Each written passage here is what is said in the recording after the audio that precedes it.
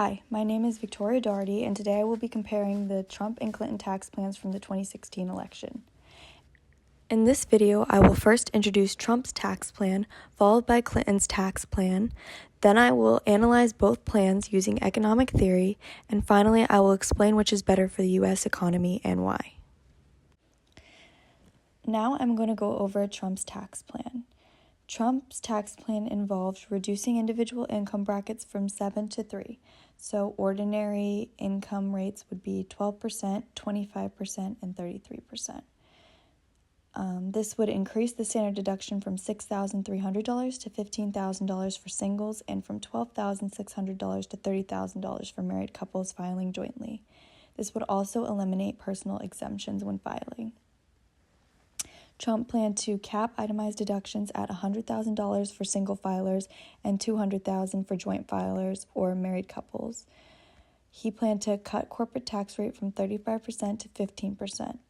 Trump's tax plan also planned on eliminating the estate tax, which is a transfer tax on the value of a descendant's estate before distribution to any beneficiary. However, Trump also planned to disallow the step-up in basis of estates over $10 million. The step-up in basis provision allows an asset's cost to be set at a fair market value at the time of the owner's death. Or in other words, instead of the capital gains tax being based on the difference between the sales price and the asset's original price, it would be based on the asset's fair market value at the time of the owner's death.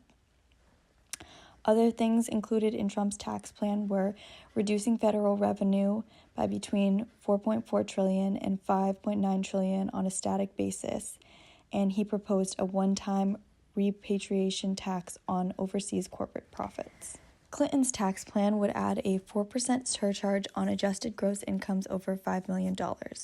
Clinton planned on implementing the Buffett rule, which would be a minimum 30% tax on adjusted gross incomes over $1 million. The minimum tax would lie between $1 million and $2 million of adjusted gross income. Additionally, Clinton's plan aimed to limit the value of itemized deductions, except for the charitable deduction, to a value of 28%. Clinton proposed no change to the corporate tax rate, which lies at 35%.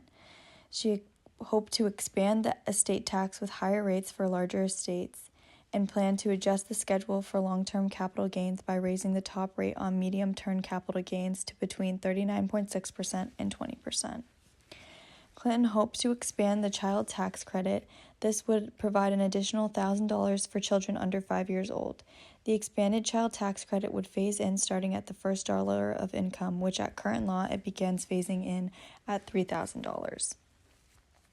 Clinton hopes to add a new tax credit for caregivers through providing a 20% tax credit for caregiver expenses and up to $5,000 in tax relief for excessive health care costs.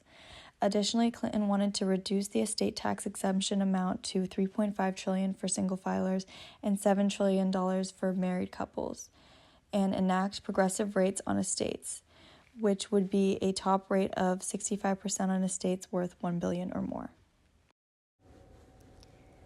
Relating this back to my price theory class, it's important to look at the elasticity of the labor supply curve when evaluating how the economy will be affected by a tax plan. Clinton's tax plan aimed to push high tax rates on high-income earners. In economics, we know that the labor supply curve among high-income earning individuals tends to be relatively inelastic. This means that when you increase tax rates on them, it won't substantially decrease work availability or the number of jobs.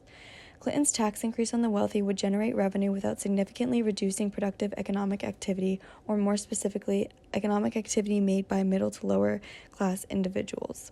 Additionally, her targeted tax benefits for middle to lower class income individuals could potentially increase spending in groups with a higher marginal propensity to consume and create a more elastic response to tax incentives.